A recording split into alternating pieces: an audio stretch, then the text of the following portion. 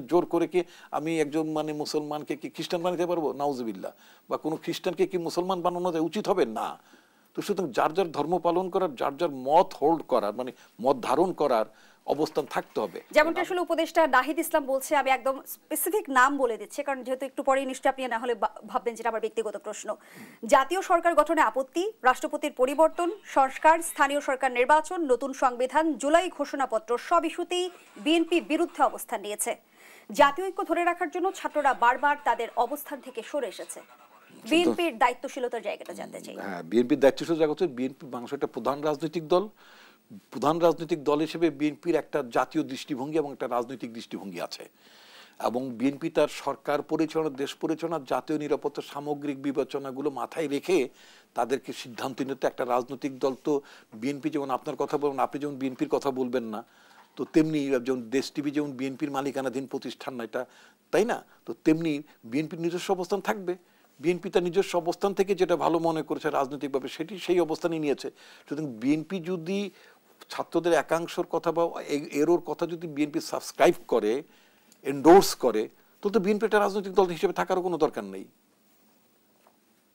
তো ওটার নাম হয়ে যাবে বৈষম্য বিরোধী, আপনার কি বলে, জাতীয়তাবাদী দল। আমি তো তা না, আমি তো বাংলাদেশ জাতীয়তাবাদী দল। আমরা 3 বার দেশ পরিচালনা করেছি, আমাদের অনেক রেসপন্সিবিলিটিস আছে। সুতরাং কোনটা করলে কি হবে, কোনটা দেশের জন্য ভালো, কোনটা দেশের জন্য ভালো না, সমস্ত প্রোজ এন্ড কনস বিচার বিশ্লেষণ করে আমার রাজনৈতিক দলকে সিদ্ধান্ত নিতে হয়।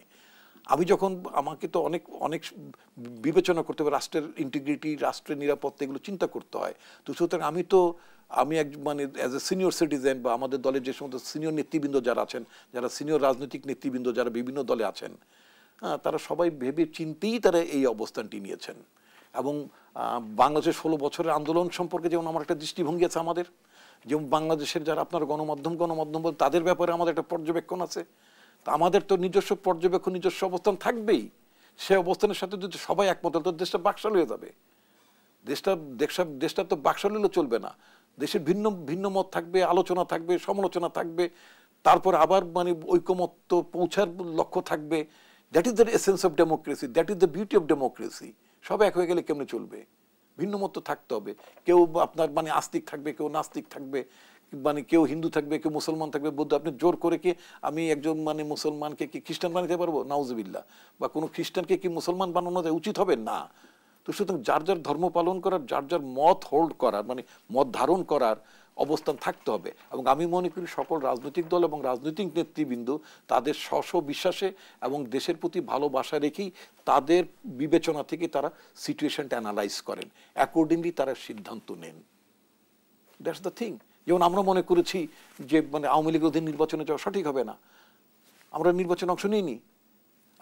এবং যে সমস্ত আবল তাবল মানুষগুলো যারা মনে করেছে যে আওয়ামী লীগ অধীনে নির্বাচনে যে আওয়ামী লীগকে লেজিটিমাইজ করবে এবং করেছেও, তো তাদের এক ধরনের দৃষ্টিভঙ্গি সব পালিয়েছে। যে উনি বলেন যে একটা লোকও পাওয়া যায় না, একটা ওয়ার্ডের লোকও তো পাওয়া যায় না। তারা কুজোর আবার গুজো যে বা কুজো সে সিটে পারে নাকি?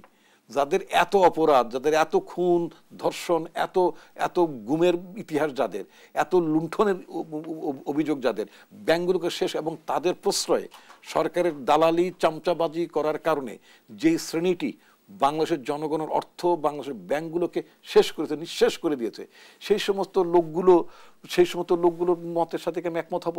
বা তাদের প্রতিষ্ঠানের সাথে কি আমি একমত হব? নিশ্চয়ই না।